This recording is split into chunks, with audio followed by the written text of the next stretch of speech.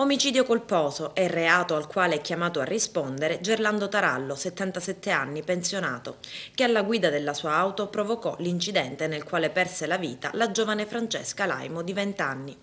L'uomo dovrà comparire martedì prossimo 26 marzo davanti al GUP del Tribunale di Agrigento Alberto Davico.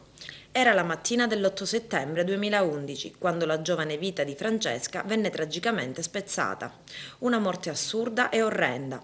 Francesca stava percorrendo a bordo di uno scooter una delle strade più trafficate della città, la via panoramica dei Templi.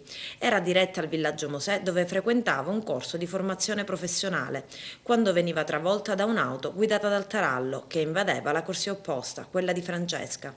Un impatto violentissimo tra i due mezzi. La ragazza veniva poi trascinata per circa 20 metri, rimanendo incastrata sotto la vettura.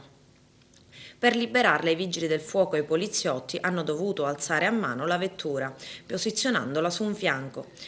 In gravissime condizioni la giovane veniva trasportata con un'ambulanza al pronto soccorso dell'ospedale San Giovanni di Dio, dove 2 ore dopo veniva a mancare a causa delle lesioni riportate nello scontro.